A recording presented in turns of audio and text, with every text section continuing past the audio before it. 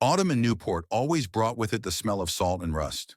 The town, once thriving thanks to its shipyards and paper mill, was now slowly fading away on the coast, just like me.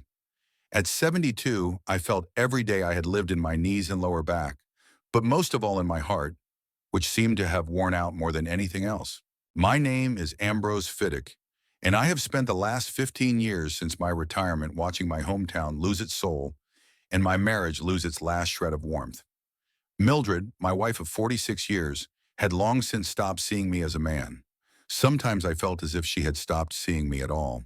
On that gray Tuesday morning, I sat on the porch of our old house on Skellig Street and looked out at the harbor. The rain drummed on the roof, creating a rhythm to which I drank my cold coffee. Mildred was bustling about in the kitchen, slamming the cupboard doors loudly, her way of telling me that I had done something wrong again. "Are you going to sit there all day?" Her voice came from deep inside the house. "Perkins is hanging around the trash cans again. If you don't chase him away, I'll call the police." Perkins, once a respectable lawyer, now a local vagrant with a red nose and trembling hands. A strange figure in our lives, a reminder of how easy it is to lose everything. "Let them call," I replied without turning around. "He needs to eat, just like the rest of us." Mildred snorted and slammed the frying pan down on the stove.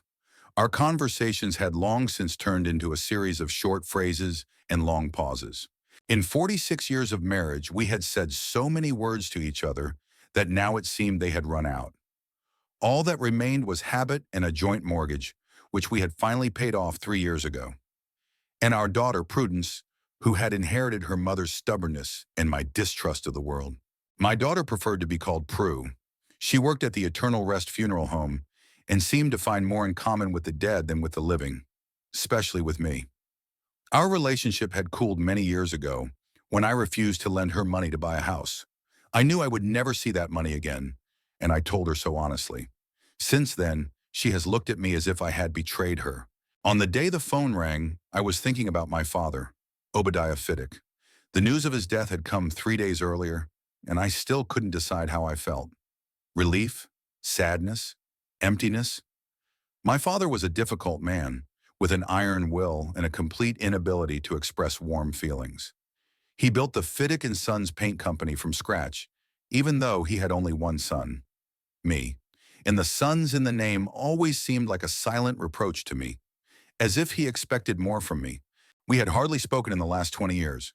After I refused to work for his company and chose a career as a construction site inspector, he looked at me with poorly concealed disappointment. "You chose to inspect other people's construction sites instead of building your own empire," he said to me once at Christmas dinner, the last one I attended. The phone rang insistently and I reluctantly got up from my chair. My knee was acting up again with sharp pain. Damn arthritis. "Fiddick here," I said into the receiver, expecting another sales call. "Mr. Ambrose Fiddick?" an official voice asked. "This is Wilfred Sharp, your father's attorney." I tensed up. Wilfred Sharp. I had heard that name many times from my father, his trusted lawyer who handled all the company's affairs. "Yes, this is he. Please accept my condolences on the passing of your father," Sharp said in a tone he had probably used hundreds of times before. "I'm calling about his will." "Will?" I couldn't hide my surprise. I thought everything would go to the company. There was a pause on the other end of the line. "Not quite, Mr. Fiddick. Your father left certain instructions regarding his estate, and you are listed as one of the heirs." My hand involuntarily tightened its grip on the receiver. In 20 years, my father had never once given me any indication that he even remembered I existed, let alone included me in his will. "When should I come in?" I asked, feeling my heart begin to beat faster. "On Thursday at 11 o'clock in the morning, at my office at 17 Harbor Street. It is extremely important that you be there in person, Mr. Fiddick. According to your father's will, the inheritance can only be transferred if you are personally present at the reading of the will." I nodded, although Sharp couldn't see it. "I'll be there." When I hung up, I noticed Mildred standing in the doorway, wiping her hands on her apron. Her eyes, once blue and bright, now faded like old jeans, looked at me with unusual interest. "What's wrong?" she asked, and I heard something new in her voice. Curiosity, concern. "My father's attorney called. It turns out he left me something in his will." Mildred froze. Her hands stopped moving. "What exactly?" I don't know. I'll find out on Thursday. She nodded slowly, her gaze becoming distant, as if she were already counting the money in her mind. We need to call Prue, she said finally. She needs to know. I wanted to object, to say that I didn't want to see our daughter at the reading of the will, but I kept quiet. It was useless to argue with Mildred, especially when it came to Prue. Those two always stuck together against me. It was as if I were a stranger in my own family. After Sharp's call, something changed in the house. The air seemed electrified. Mildred was busier than usual, even making my favorite stew for dinner for the first time in months. But her eyes gave her away. They looked right through me as if I were a ghost, and her thoughts were wandering somewhere far away. That evening, Prue arrived. She burst into the house as always without knocking, smelling of formaldehyde and cheap perfume. Mom said Grandpa left you an inheritance, she said without greeting me, taking off her coat. Hello, Prudence, I replied, deliberately using her full name. Yes, that's what his attorney said. Prudence grimaced, as she always did when I called her Prudence. She sat down across from me at the kitchen table, tapping her black polished nails on the wooden surface. And what did he leave you? She asked, looking me straight in the eye. After all these years of not even visiting him, I felt an old resentment rising inside me. Did you visit him often? I asked. As far as I remember, you weren't eager to spend time with Grandpa either. Prue leaned back in her chair and crossed her arms over her chest. I visited him every month for the last 2 years, she said defiantly. After he had his first stroke, I read to him and took him for walks. He showed me his company, told me about his plans. The news hit me harder than I expected. My daughter had been secretly seeing my father while I thought he was living out his days alone in a big empty house. Why didn't you tell me? Prue smiled, and in that smile I saw a glimpse of my father. Why should I? You wouldn't have gone to see him anyway. You're too stubborn, Dad. You always have been. He didn't want to see me, I said, feeling my voice go hoarse. He made that clear. He was waiting for you to make the first move, Prue said, but that doesn't matter now. What did the attorney tell you? I shook my head. Only that I need to appear in person on Thursday. No further details. Prue looked at me intently, as if trying to determine whether I was telling the truth. I'll come too, she finally said. Grandfather said he would leave me the company shares. I want to make sure everything is fair. Her voice sounded so confident that I felt uncomfortable. Did my father really promise her a share in the company? Then why call me? As you wish, I said, getting up from the table. See you there. That night I couldn't sleep for a long time. Mildred was snoring next to me, and I was staring at the ceiling, thinking about my father, about his stern face, about the rare smiles I got as a child when I did something he thought was right, about his disappointment when I said I didn't want to continue the family business. You don't have a head for business, Ambrose, he said then. You're too soft for this world. Maybe he was right. I didn't get rich. I didn't build an empire. I just did my job honestly, making sure others built safely and according to the rules. It seemed important to me to be sure that houses wouldn't collapse on people's heads. But my father saw it as a lack of ambition. And now he's left me something. Why? What has changed? Or is this his final mockery, giving me something insignificant to emphasize his disappointment in me once again? And why is Prue so sure she'll get the company shares? What happened during those months when she visited him, and I didn't even know about it? With these thoughts, I finally fell into a restless sleep in which my father looked at me with his piercing eyes and said, You've always been a disappointment, Ambrose. Always Wednesday morning brought no clarity. Mildred was unusually attentive, even making me breakfast. Eggs and bacon, just the way I liked them. That was what alarmed me most. Have you decided what you're going to wear tomorrow? She asked, pouring me coffee. Your gray suit hasn't been cleaned in a while. What difference does it make? I grumbled. I don't think my father left me millions. It's probably just a formality. Mildred pursed her lips. You still need to look presentable. I'll take the suit to the dry cleaners. Her concern seemed unnatural after so many years of neglect. I looked at her more closely, the wrinkles around her eyes, the gray in her once chestnut hair, the thin lips I used to love to kiss. What was left of the girl I married almost half a century ago? And what was left of me, young and full of hope? The day dragged on slowly. I went out into the garden, trying to distract myself with work in the fresh air. I dug the ground for winter planting, even though I knew I was unlikely to see these plants sprout next spring. At my age, every season could be my last. In the evening, Prue came again, this time with her husband, Gareth Gordon, a quiet man with sad eyes. They sat in the kitchen with Mildred, talking quietly, but when I entered, the conversation stopped. It bothered me more than I wanted to admit. "What are you whispering about?" I finally asked, unable to stand the game any longer. "Nothing in particular, Dad," Prue replied quickly. "Just discussing work." I didn't believe her, but I didn't insist. What was the point? They wouldn't tell me the truth anyway. That night, I couldn't sleep again. Tomorrow, I would find out what my father had left me, and for some reason, I was sure it would change my life. Whether for better or worse, I could only guess. Thursday came unexpectedly quickly. I woke up before dawn, feeling a heaviness in my chest, either from the anticipation of an important day or from arthritis, which always flared up in damp weather. Outside the window, a fine rain was falling, turning Newport into a blurred watercolor of gray houses and dim lights. I carefully got out of bed, trying not to wake Mildred. She was lying with her back to the wall, her breathing too steady for someone who was asleep. I thought she was pretending, but I didn't check. In the bathroom, I stared at my reflection for a long time. Wrinkles furrowed my face like a map of the years I had lived. My gray hair had thinned, and my eyes, once bright blue, had now faded to a pale gray. My father always said that I had inherited my mother's eyes, too soft for a man. I wonder what he would say now, seeing how time has erased even this trace of my mother. When I returned to the bedroom, Mildred was already up. She was standing by the closet, sorting through the hangers with clothes. "I ironed your gray suit," she said without turning around, "and your white shirt. A dark blue tie would be most appropriate." "Thank you," I replied, feeling awkward at this unusual concern. Mildred finally turned to me. Her face was pale, with dark circles under her eyes as if she too had not slept all night. "Are you nervous?" she asked, trying to smile. The smile came out strained. "A little," I admitted. "It's strange to see the will of a man I haven't spoken to in 20 years.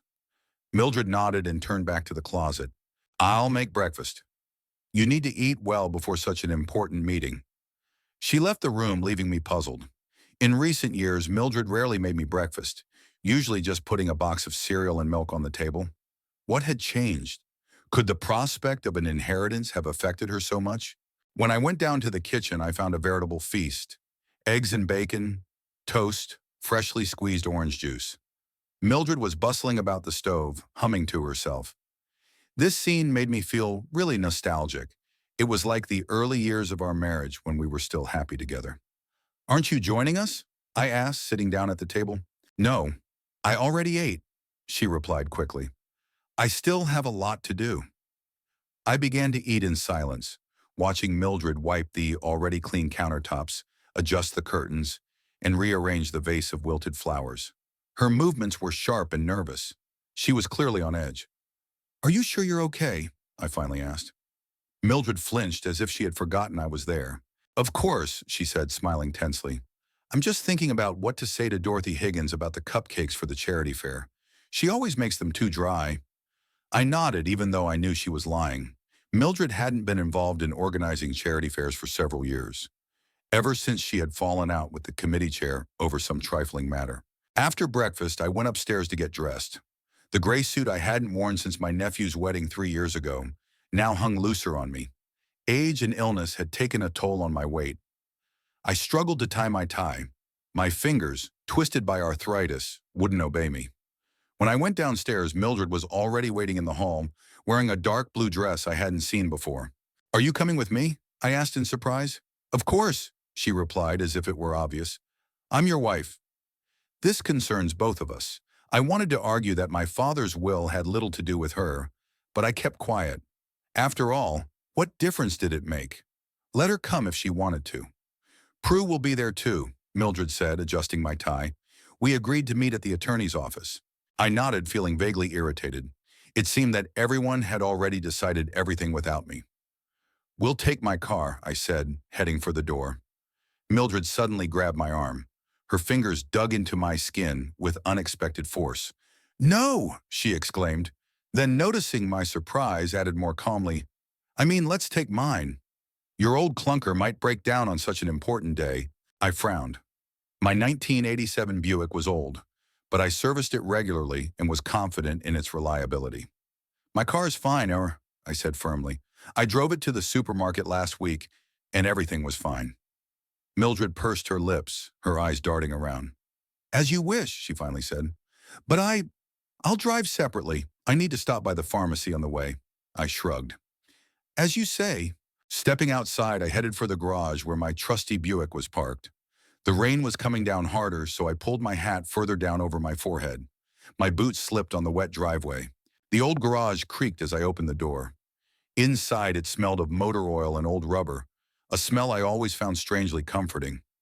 My Buick stood there, dark blue and massive, a relic from another era, like myself. I was about to open the car door when I heard footsteps and heavy breathing. Turning around, I saw Perkins running toward me through the puddles. His old coat was soaked through, his gray hair stuck to his face, his eyes wide with fear or excitement. "Mr. Fiddick," he cried when he saw me. "Thank God I made it." I stepped out of the garage, frowning. Perkins stopped a few steps away from me, breathing heavily, bent over double. The smell of alcohol wafted from him in waves. "What happened, Perkins?" I felt a chill run down my spine. "What about my wife?" Perkins looked around as if afraid someone was listening. "Last night," he whispered, coming closer, "I was here, at your house. I know I shouldn't have been, but I have nowhere to sleep in the rain, and your garage is dry." I nodded. I had noticed signs of Perkins sleeping near our house before, but I had never chased him away. Something about this man aroused in me not disgust, but rather sympathy. "Go on," I said, feeling my heart begin to beat faster. "I saw your wife and daughter," Perkins said, his voice trembling. "They were in the garage working on your car, doing something to the brakes. I heard your daughter say, 'He mustn't make it to Sharp's office.'" The blood froze in my veins. I involuntarily took a step back, not believing my ears. "That's absurd," I said, but my voice sounded uncertain even to me. "Why would they do that?" Perkins grabbed my sleeve, his fingers leaving wet marks on the fabric of my suit. "I don't know, sir, but I swear it's true. I heard it with my own ears. They want you to have an accident on your way to meet with the attorney." I looked at my car, which now seemed ominous, like a lurking predator. Could Mildred and Prue really do such a thing? Was the inheritance that important to them? "Why should I believe you?" I asked, even though I already knew the answer deep down. Mildred's strange behavior, her insistent desire for me not to drive my car, it all suddenly took on a sinister meaning. Perkins lowered his head. "I know I don't deserve your trust, sir. I drank myself into the gutter, but I'm not a liar. And I remember how you were always kind to me, even when everyone else turned their backs on me." I looked into his eyes, clouded by alcohol, but sincere. Suddenly, an image came to mind. Perkins 20 years ago, in an expensive suit, with a genuine leather briefcase, confident in himself and his future. "You worked for my father," I said quietly. "You were a lawyer at Fiddick and Sons."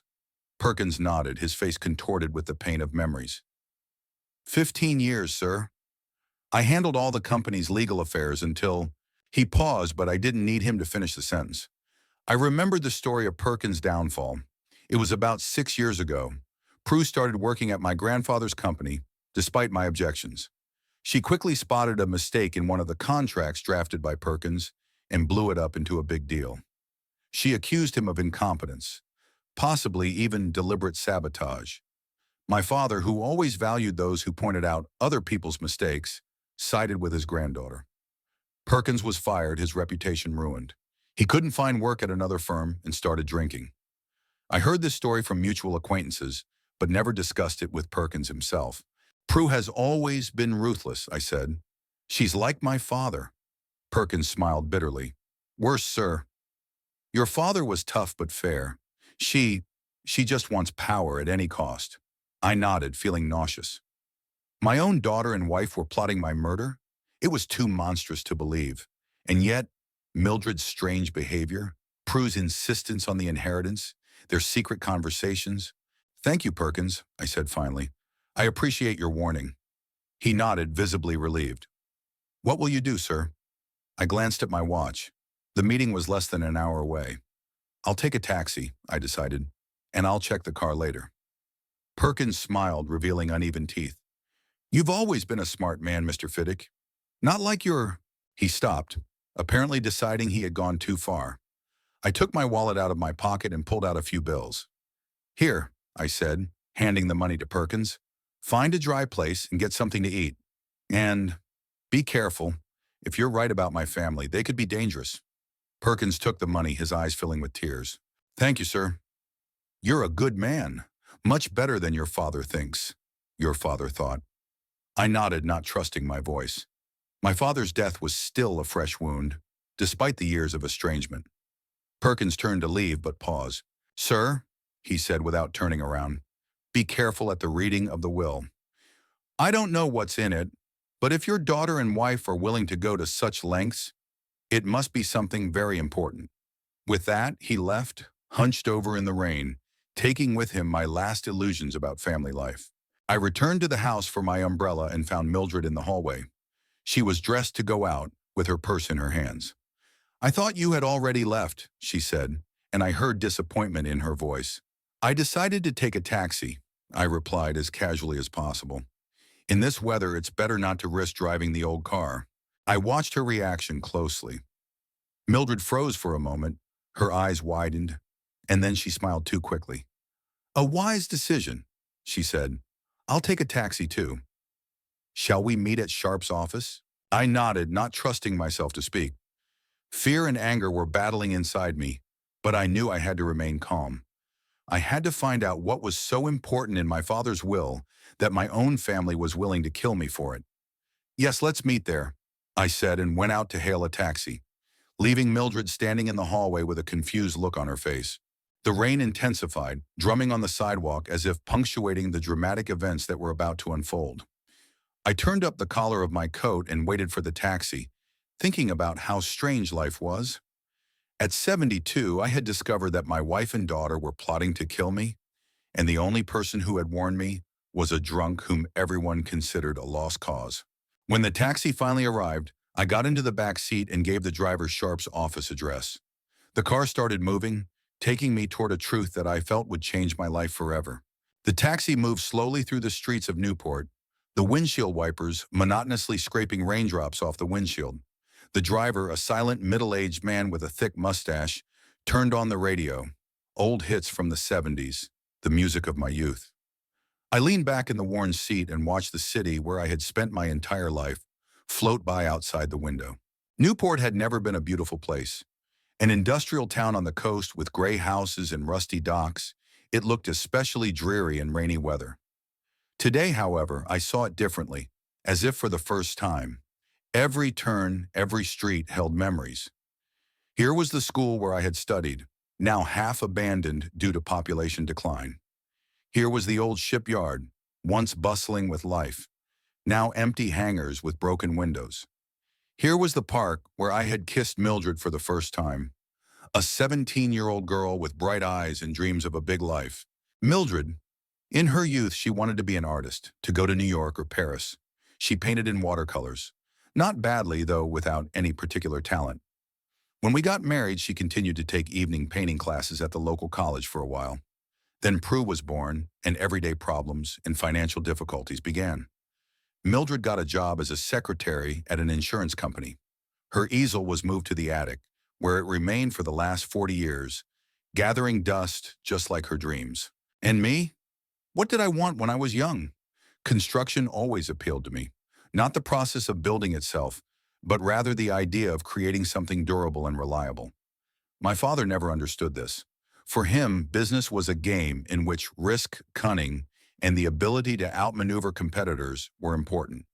His paint manufacturing company started as a small workshop and grew into a serious enterprise because he was not afraid to take risks, and because he knew how to find loopholes in laws and regulations. I remember visiting his factory sometimes as a child. My father showed me huge vats of paint, explained how the mixers worked, and proudly demonstrated new shades developed by his chemists. Someday, all this will be yours, Ambrose, he said, gesturing around the workshop. But I wasn't interested in paint. I was interested in the people who worked there, their safety, their working conditions. I saw some coughing from the solvent fumes, others carrying heavy buckets without proper back protection.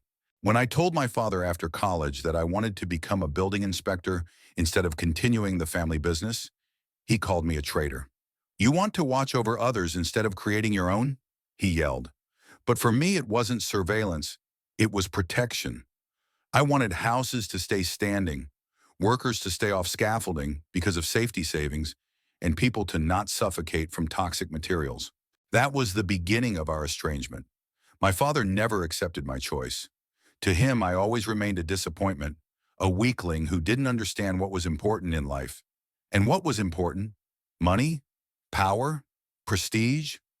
I never found out his answer to that question. When Prue was born, I hoped my father would soften. His first and only granddaughter? Wasn't that a reason to mend our relationship? He did come to visit a few times, bringing expensive gifts, but he still looked at me with the same disappointment. And then, when Prue grew up, he started turning her against me. "Your father could have achieved a lot if he hadn't been so principled," he would say to her, thinking I couldn't hear. And now the result is that my daughter despises me and is willing to do anything to get her grandfather's company. My wife has become so distant that she is planning my murder. And I'm on my way to meet with my father's lawyer to find out what he left me, a man he considered a failure and a traitor. The taxi stopped at a red light, and I saw a group of school children running across the street in the rain through the window. They were laughing, pushing each other, full of energy and hope. Had I ever been so carefree? It seems I was always too serious, too responsible. Even in my youth, I thought about the consequences, about the future, about how my decisions would affect others. Perhaps my father was right, and that is my weakness. Or maybe it's my strength. "We're here, sir." The driver's voice snapped me out of my reverie. "Harbor Street, 17. I looked out the window and saw a gray 4-story building with a sign that read Mayak Business Center. This was where lawyers, accountants, and other representatives of the so-called liberal professions had their offices, those who could still afford to rent space in the city center. "How much do I owe you?" I asked, taking out my wallet. After paying the driver, I got out of the taxi into the pouring rain. My umbrella was of little use. The wind from the bay blew the raindrops right into my face. I hurried to the entrance of the building, feeling my pants and shoes getting wet. The lobby was warm and dry. I shook off my umbrella, looking around. There was a security desk, several leather armchairs, and a stand with information about the tenants. Wilfred Sharp's office was on the 3rd floor. The elevator was old, with a lattice door that had to be closed manually. It creaked slowly as it climbed, squeaking on every floor. I had a strange feeling that I was not only going up to the 3rd floor, but also to some important turning point in my life. Whatever my father had left me, it wasn't going to be trivial. Otherwise, why would my wife and daughter be so desperate to prevent me from getting my inheritance? There were several offices on the 3rd floor with nameplates on the doors. Sharp's office was at the end of the corridor, a massive oak door with a brass plaque that read, "Wilfred Sharp, Attorney at Law." I took a deep breath and pushed the door open. The reception area was decorated in an old-fashioned style: dark wood, leather armchairs, green table lamps. A secretary, a middle-aged woman in a strict suit, sat at a desk. "Good afternoon," she said, looking up from her computer. "How can I help you?" "My name is Ambrose Fiddick. I have an appointment with Mr. Sharp at 11 o'clock. The secretary nodded and checked her diary. "Yes, Mr. Fiddick, you are expected. Mr. Sharp will be free shortly. You can wait here." She pointed to the chairs by the window. "Your wife has already arrived. She is in Mr. Sharp's office." I raised my eyebrows in surprise. Mildred had arrived before me, and she was already in the attorney's office. That was strange. "Thank you," I said, and headed for the chair she had indicated. Before I had time to sit down, the door to Sharp's office opened, and Mildred came out. She didn't notice me right away. She was too busy talking on the phone. I could see her profile, her pale face, her tense lips, her hand clutching the phone so tightly that her knuckles were white. "Yes, I'm here," she said quietly, but her voice was clearly audible in the silence of the reception area. "No, he's not here yet. What do you mean you can't get through? He was supposed to—" She fell silent, listening to the other person. "Are you sure? Is the car still in the garage? Then where is he?" I realized she was talking to Prue. They were discussing me, my car, my absence. They didn't know I had taken a taxi, and now they were confused. Suddenly, Mildred turned and saw me.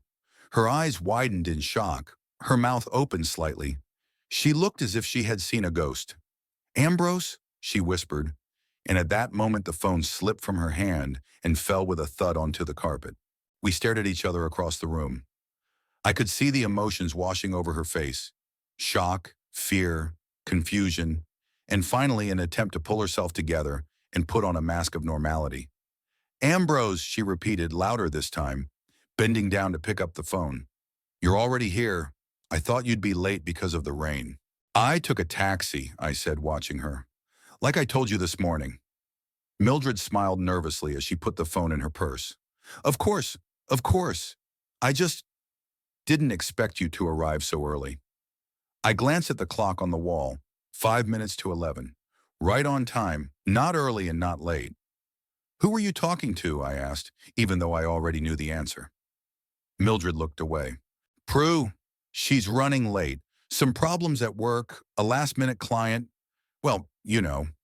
I nodded, pretending to believe her. Inside, I was calm, even detached, as if I were watching what was happening from the outside. My wife had just been discussing with our daughter why I was still alive and where I was. And now she was standing in front of me, lying to my face. And I was letting her do it because I wanted to know how far they were willing to go. "Mr. Sharp is ready to see you," said the secretary, breaking our awkward silence. "Please go in." Mildred and I turned toward the office door at the same time. I gestured for her to go first, and she walked past me, trying not to meet my gaze. She smelled of perfume, a heavy, sweet scent she had never worn before. Perhaps a new perfume for a new widow? The thought brought a bitter smile to my lips. Sharp's office was exactly as I had imagined it. Large, imposing, with bookcases lining the walls and a massive desk by the window. Sitting at the desk was Wilfred Sharp himself, a man in his 60s with a neatly trimmed gray beard and piercing dark eyes behind thin-rimmed glasses. "Mr. Fiddick," he said, rising to greet us. "I'm glad to finally meet you in person. Your father has told me a lot about you." I shook his outstretched hand, feeling awkward at his words. What exactly had my father told him about me? Hardly anything good. "Mrs. Fiddick," Sharp nodded to Mildred, "please have a seat." We took seats in front of his desk. I noticed a thick folder of documents on the desk, probably the will and accompanying papers. "Miss Gordon hasn't arrived yet," Sharp said, glancing at his watch. "Perhaps we should wait for her." "She's running late," Mildred said quickly, "but she asked us to start without her." Sharp nodded and opened the folder. "In that case, let's begin. Mr. Fiddick, as you know, your father, Obadiah Fiddick, died 10 days ago of a heart attack. A few months before his death, he amended his will and appointed me as executor. Today, I am to read his last will and testament in the presence of his heirs." He took a document in an official blue cover out of the folder and put on his reading glasses. "Before we begin, do you have any questions?" I shook my head, even though I had many questions. Why did my father change his will shortly before his death? What did he leave me? And most importantly, why were Mildred and Prue so desperate for me not to be present at the reading? "All right," said Sharp. Then I read the will. He cleared his throat and began reading in a formal tone. "I, Obadiah Theodore Fiddick, being of sound mind and memory, hereby express my last will and testament, revoking all previous wills and codicils." I listened to the standard legal wording, watching Mildred out of the corner of my eye. She sat very straight, clutching her purse, her gaze fixed on the document in Sharp's hands. She looked tense, like a string ready to snap at any moment. "Hector, and now I turn to the distribution of my property," Sharp continued. "To my granddaughter, Prudence Mary Gordon, née Fiddick, I leave the sum of $500,000, as well as my country house in Vermont, with all its contents." I heard Mildred gasp sharply. $500,000 and a house was a generous inheritance, but clearly not what Prue had been expecting. Where were the company shares she had mentioned? "To my son, Ambrose James Fiddick." Sharp paused and looked at me over his glasses. At that moment, the office door swung open and Prue appeared in the doorway. Flushed, breathless, her hair wet from the rain. "Sorry I'm late," she blurted out, quickly scanning the room. When her gaze settled on me, I saw the same shock that had been on Mildred's face a few minutes earlier. Dad? Are you, are you here already? As you can see, I said calmly, Mr. Sharp is reading the will. You're just in time. He's just gotten to my part. Prue slowly closed the door behind her and approached us. She chose a chair next to Mildred, pointedly not looking in my direction. Please continue, she said to Sharp with a strained smile. Sharp nodded and returned to the document. To my son, Ambrose James Fittig, I leave a controlling interest in Fittig and Sons, amounting to 60%. The remaining 40% of the shares shall remain in the company as treasury stock. In addition, I leave to my son my house in Newport and all its contents, except for the items specifically mentioned in the appendix to this will. Silence hung in the office. I sat there, stunned by what I had heard. A controlling interest? The house? Why? After all these years of estrangement, after all the words of disappointment and anger, why had my father left me his company? Out of the corner of my eye, I saw Prue clench her fists, and Mildred turn even paler, if that was possible.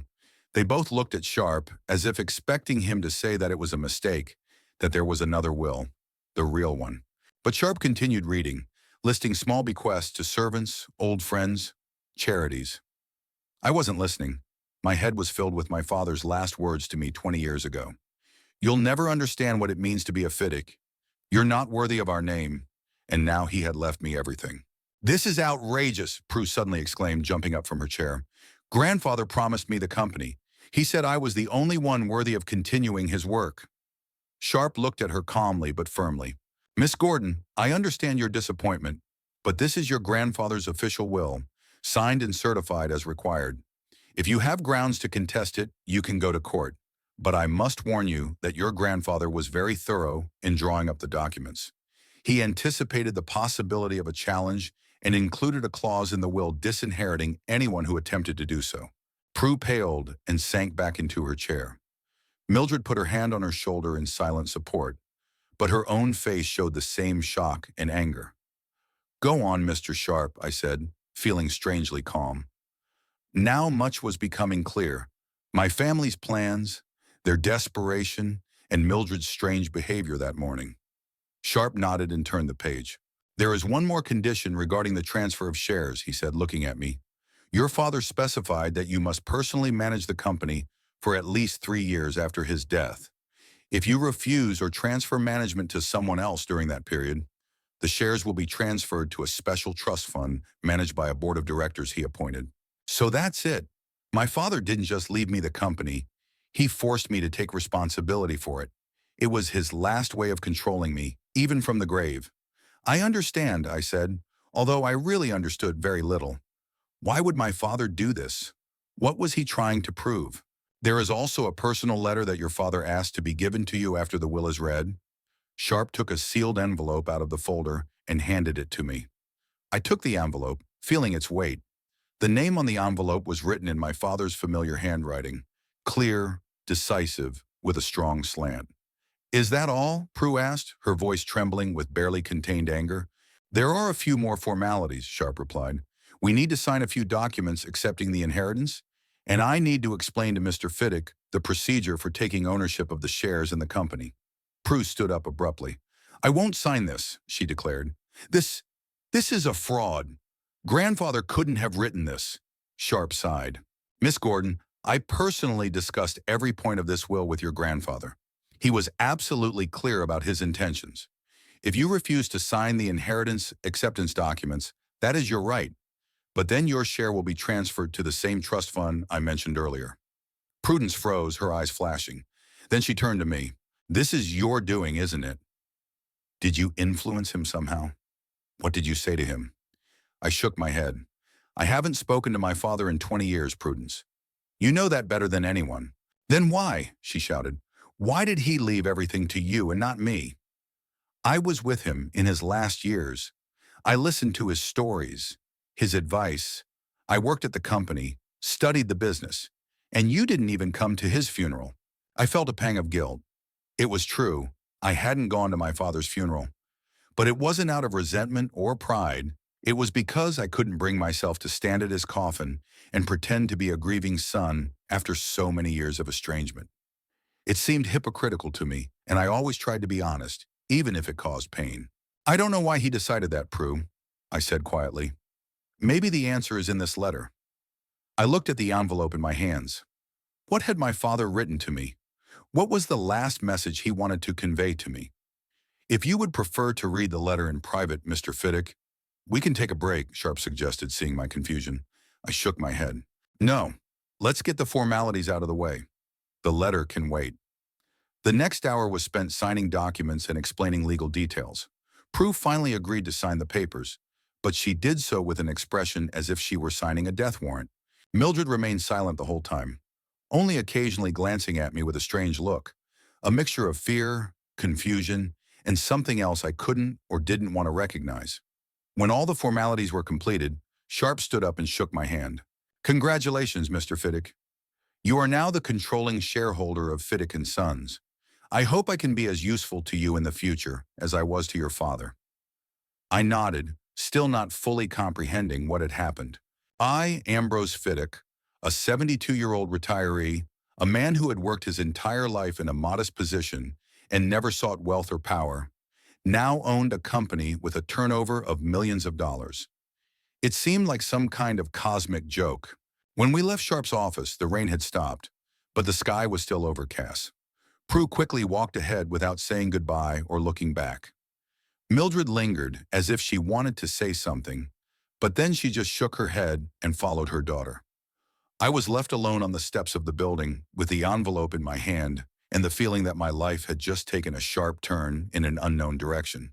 The next morning was surprisingly clear. The sky over Newport had cleared of clouds and the pale autumn sun illuminated the streets, wet from yesterday's rain. I stood at the living room window, looking at my old garage, and thought. The letter from my father, which I had read the night before after Mildred and Prue had left home for parts unknown, explained a lot. It turned out that in recent years my father had revised his views on life. After 2 strokes, he had begun to see the values that had once seemed important to him: money, power, prestige, in a different light. He had seen how Prue, my daughter, whom he had once tried to raise in his own image, had turned into a calculating, ruthless woman, willing to do anything to control the company. I made a mistake, Ambrose, he wrote in his clear handwriting. I thought your principles were a weakness. Now I understand that they are a strength. The company needs someone with morals and ethics. You are the only one I can trust with my legacy. These words turned everything I had believed in for the last 20 years upside down. My father didn't despise me, he just didn't understand. And at the end of his life, he finally saw the value in my path. This reconciliation, albeit posthumous, gave me a strange sense of closure. But it also raised new questions for me. How far were Mildred and Prue willing to go to prevent me from getting my inheritance? Perkins' warning about damaged brakes seemed too serious to ignore. I had to make sure. I dialed the number of Henderson's auto repair shop, where I had serviced my car for the past 15 years, and asked them to send a tow truck immediately. I need a complete brake system check, Henderson, I said when the owner answered the phone. Is something wrong, Mr. Fiddick? He asked. We knew each other well. In a small town, everyone knows everyone else. Just a checkup, I replied evasively. And please don't tell anyone my car is with you. Especially my wife or daughter, if they ask. There was a pause on the other end of the line. Of course, Mr. Fiddick, Henderson finally said. Will do. An hour later, the tow truck took my Buick away, and I was left alone in the house, wondering what I would do if my suspicions were confirmed. Would I be able to look my wife in the eye knowing that she had planned my murder? How would I treat my daughter, who may have been the instigator of this plan? Mildred didn't spend the night at home. She called late in the evening and said she was staying with Prue because she was feeling bad after meeting with the lawyer. I didn't argue. I needed time to collect my thoughts. Around 3 in the afternoon, the phone rang.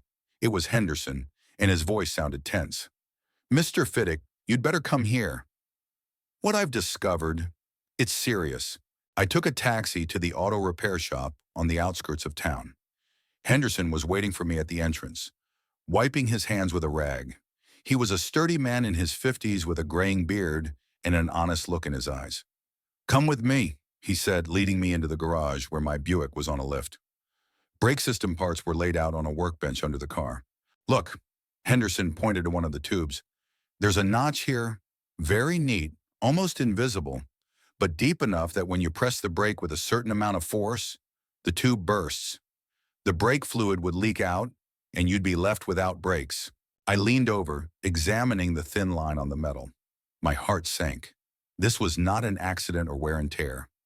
Someone had deliberately damaged the brakes on my car, hoping I would crash. Could this have happened on its own? I asked, even though I already knew the answer. Henderson shook his head. No, sir. It was done deliberately, with a fine file or something similar. Very precise work. And there's something else, he pointed to another part. The brake cylinder. There was a microscopic puncture in the rubber seal. It would have caused a slow leak of brake fluid. You wouldn't have noticed the problem until it was too late. I stared silently at the parts, trying to comprehend the magnitude of what had happened. My wife and daughter really wanted me dead. They had planned it, thought through every detail. They knew I would be driving to my meeting with Sharp in my car, and they expected the brakes to fail on one of the steep descents to the harbor. Do you want to report this to the police? Henderson asked, interrupting my thoughts. I shook my head. Not yet. First, I want to talk to certain people. Henderson nodded understandingly. Rumors spread quickly in a small town, and he had probably already heard about the reading of the will and that I had received a controlling stake in my father's company. Can you replace the damaged part? I asked. And check the whole car thoroughly. I don't want any more surprises. Of course, Mr. Fiddick. Everything will be ready by tomorrow evening. I thanked him and left the service station with a heavy heart. Now I had proof. Someone had deliberately damaged the brakes on my car, and that someone could only be Mildred and Prue. But I needed to find a direct link, something that would point to them unequivocally. When I got home, I started searching. If they had sabotaged the car in the garage, they might have left some traces. I carefully examined the floor, walls, and workbench. Nothing unusual. Then I noticed a trash can in the corner of the garage. It was almost empty, but there were some rags at the bottom. Putting on gloves, I took them out. They were old kitchen towels, stained with something dark. I held them up to the light and saw the characteristic stains of brake fluid. One of the towels had a lipstick mark on it, the same bright red lipstick that Mildred always used. Next to the trash can, I found a tiny metal fragment, possibly from the file used to make the notch. But I found the most important thing when I turned the trash can completely upside down. At the bottom, stuck to the remains of the brake fluid, was a receipt from the hardware store on the corner of our street. It was dated yesterday and included the purchase of a thin metal file and a set of screwdrivers. Most importantly, the receipt was signed by Mildred. She had paid by credit card and had to sign the check. I sat down on an old chair in the garage, holding the evidence in my hands. Now I knew for sure. My wife, the woman I had lived with for almost 50 years, had bought tools to damage the brakes on my car. She wanted me dead for the money, for the inheritance she thought Prue would get, and through her, herself. That evening, Mildred came home. I heard the front door slam, her coat come off, and her walk into the kitchen. I sat in my chair in the living room, the evidence neatly packed in a plastic bag on the table beside me. Ambrose, she called, are you home? In the living room, I replied, surprised at how calm my voice sounded. She came in looking tired but composed. When she saw me, she smiled stiffly. How are you? She asked, as if we were a normal couple exchanging pleasantries after a normal day. Like someone who miraculously escaped death, I replied, watching her reaction. Mildred froze. Her smile disappeared, and her eyes darted around the room as if looking for a way to escape. What are you talking about? She asked, but her voice trembled. I pointed to the bag of evidence. I checked the car, Mildred. The brakes were damaged, deliberately. Someone wanted me to crash on my way to meet Sharp. Mildred took a step back, her face pale. I don't know what you're talking about, she muttered. I took the receipt out of the bag and held it up so she could see it. Your signature, Mildred? You bought a file on Wednesday, the day before the reading of the will, the same file that was used to damage the brakes on my car. She covered her mouth with her hand, her eyes widening in fear or shock. I could no longer tell which of her emotions were real and which were an act. Ambrose, you don't understand. It's not what you think. What am I supposed to think? I asked, rising from my chair. That my wife accidentally bought tools for sabotage And then they accidentally ended up in my garage, and my car's brakes were accidentally damaged just before an important meeting where I was supposed to receive my inheritance. Mildred sank onto the sofa as if her legs could no longer support her. It was Prue's idea, she whispered finally.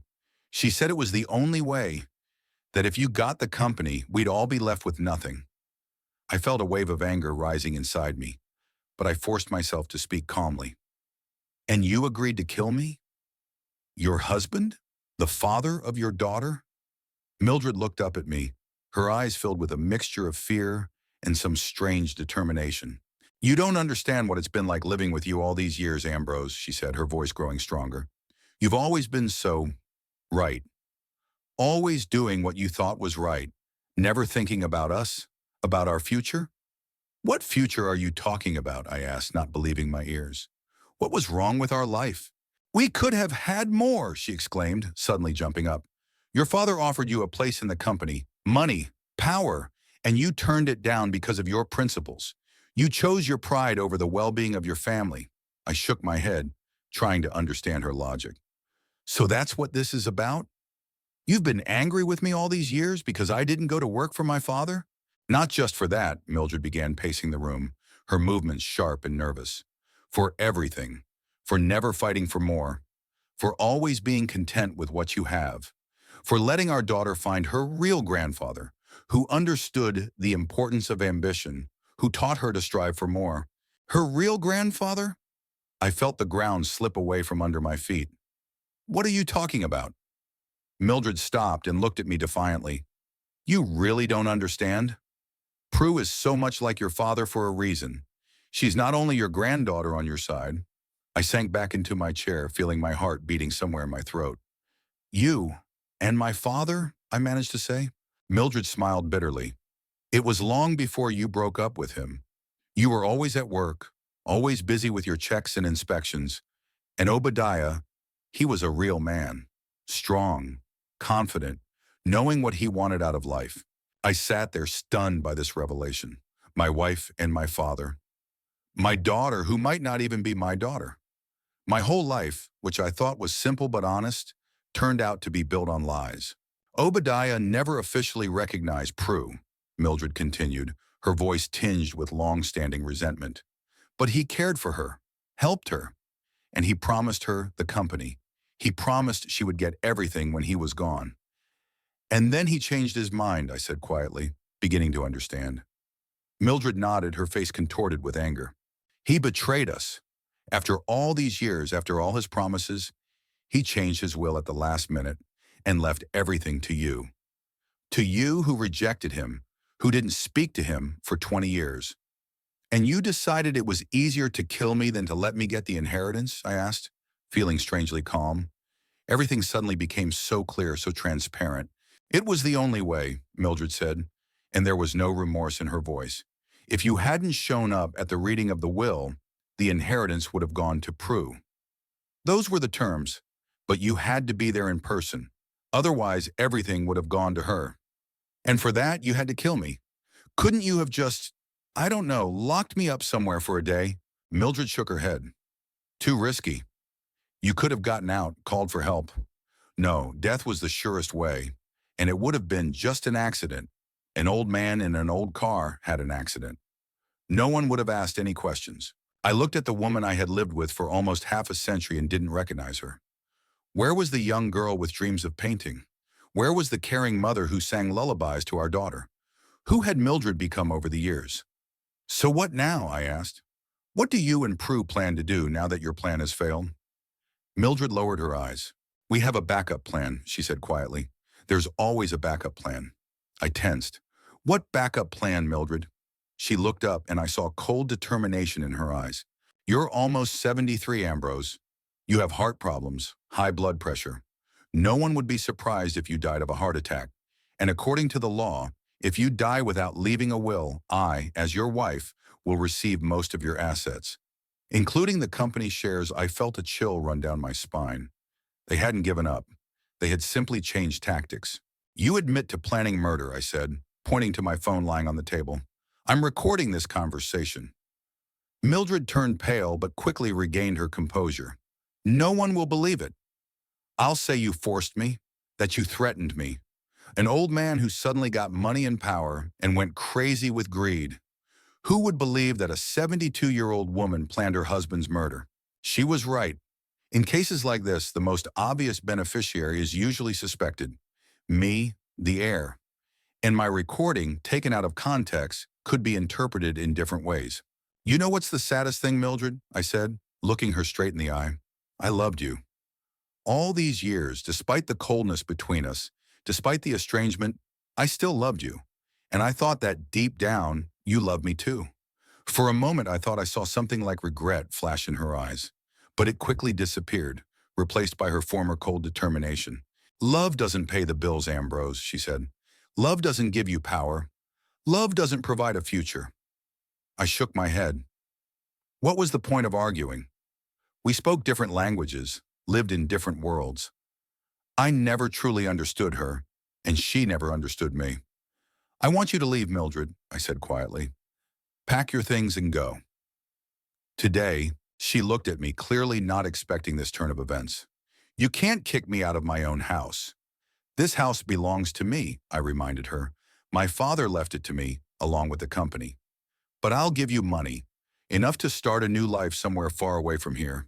In return, I only want one thing, for you and Prue to leave me alone. Mildred laughed, but her laughter was bitter, almost hysterical. You think it's that simple? That you can buy your way out of this? Prue won't give up the company. Never. She believes it's her birthright. And she's right. She's a true Fiddick, more than you ever were. I stood up, feeling that the conversation was over. Pack your things, Mildred. You have 2 hours. Then I'll call the police and show them the evidence of sabotage. Let them decide who to believe. She looked at me with hatred, but I could see that she understood. I wasn't bluffing. I was prepared to go all the way, even if it meant a public scandal and a court case. You'll regret this, she hissed, turning toward the door. We're not done yet. No, Mildred, I said, feeling strangely calm. We are done. Completely and utterly done.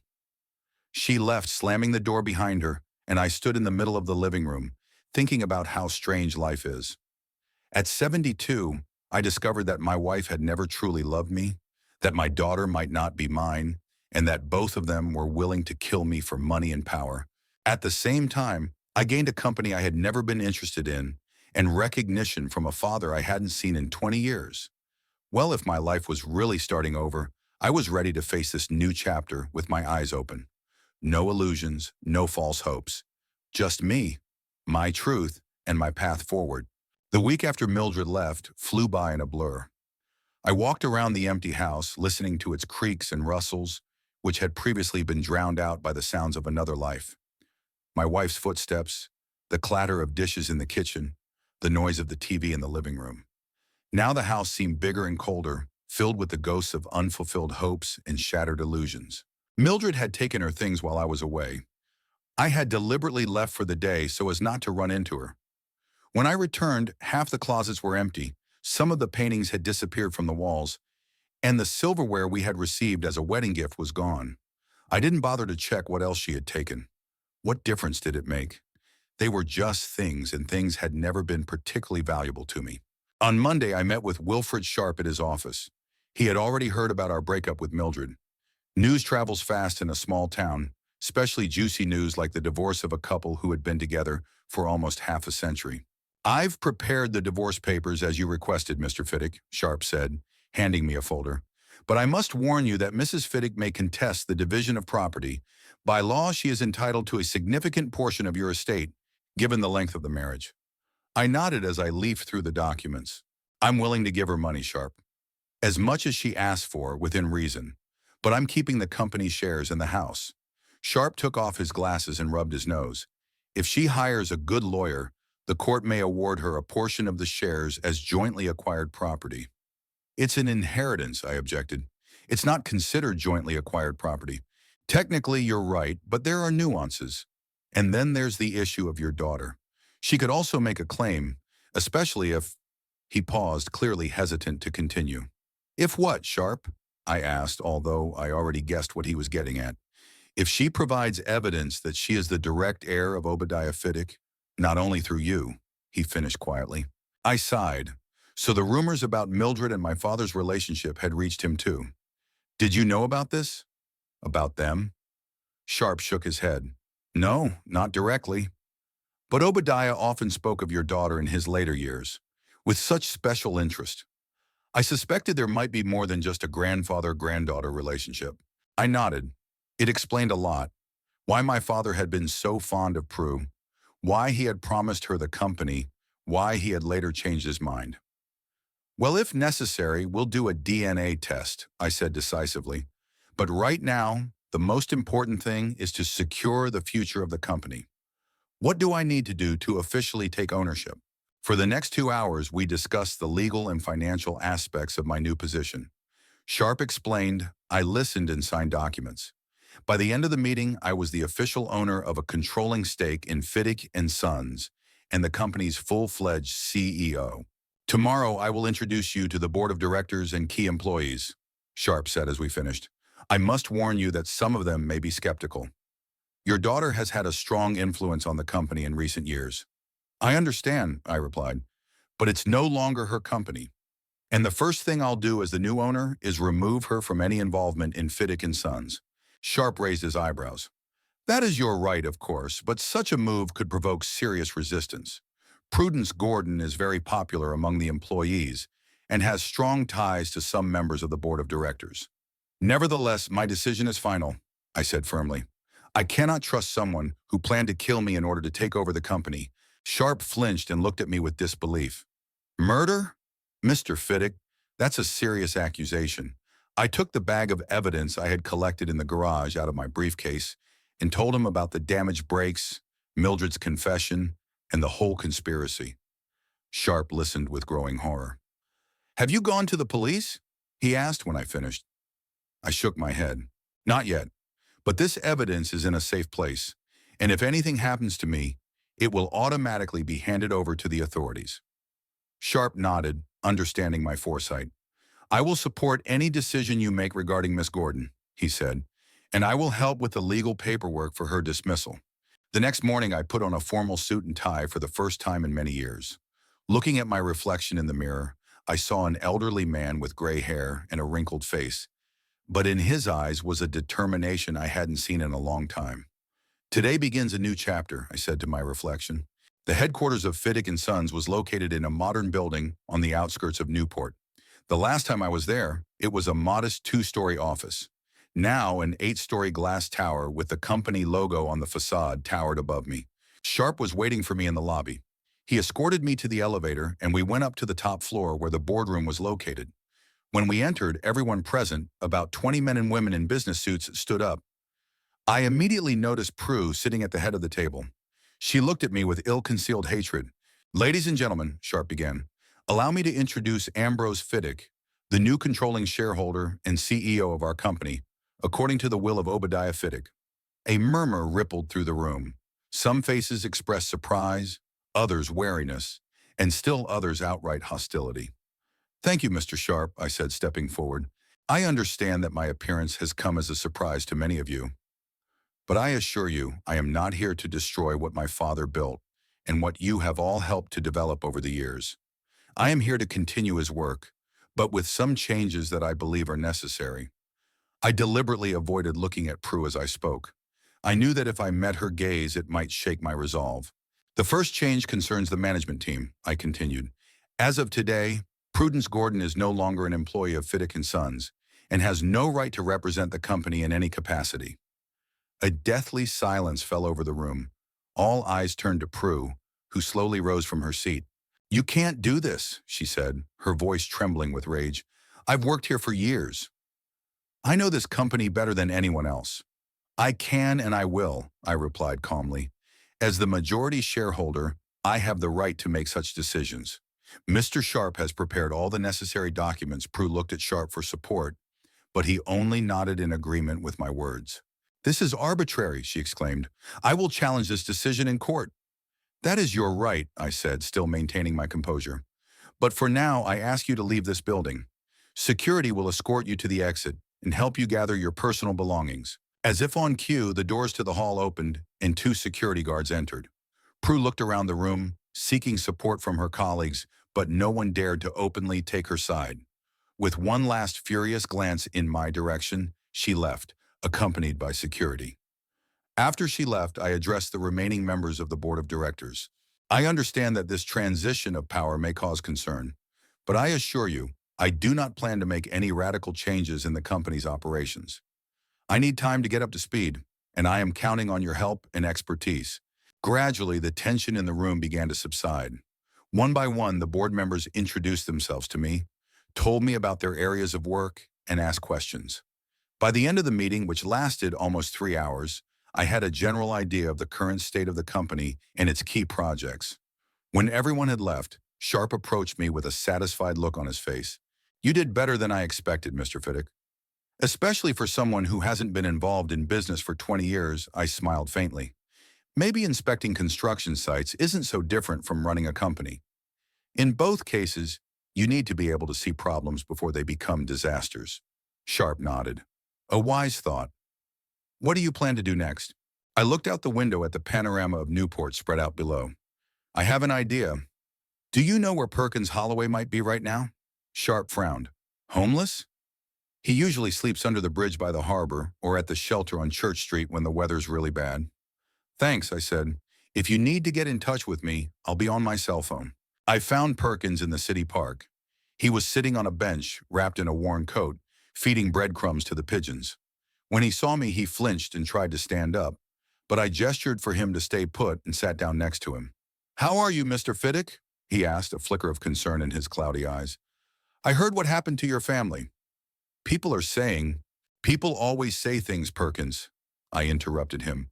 What matters is not what they say, but what actually happens. He nodded, scattering the last crumbs to the pigeons. And what actually happened, sir? I took a deep breath, gathering my thoughts. The truth is, you saved my life, Perkins. If it weren't for your warning, I would have gotten into that car and probably wouldn't have lived to see my lawyer. Perkins lowered his head. I'm glad I could help, sir. You've always been kind to me, even when everyone else turned their backs on me. Now it's my turn to help you, I said. I know you were a good lawyer before. Everything went wrong. I want to offer you a job at Fiddick and Sons. Perkins looked at me suspiciously. A job? Me, but I'm not in good shape, Mr. Fiddick. I haven't worked in my profession for many years, and I have a drinking problem. Problems can be overcome if you have the will, I said. The company will pay for your treatment and rehabilitation.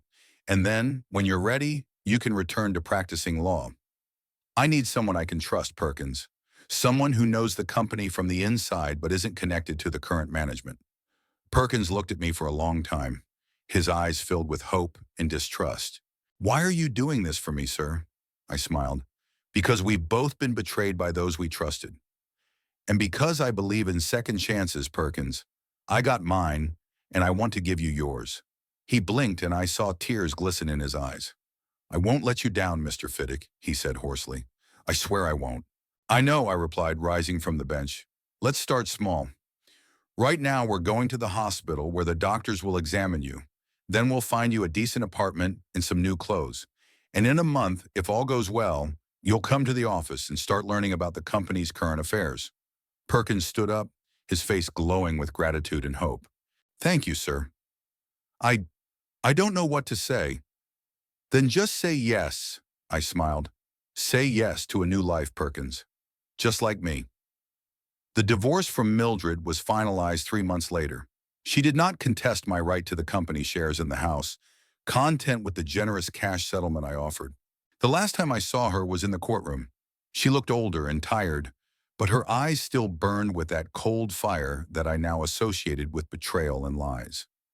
Prue tried to contest her dismissal and even hired a lawyer to file a lawsuit to be recognized as Obadiah Fiddick's illegitimate daughter. But when I agreed to a DNA test, she suddenly withdrew the lawsuit and left Newport. Rumor had it that she moved to Boston and got a job at another company. I didn't follow her fate.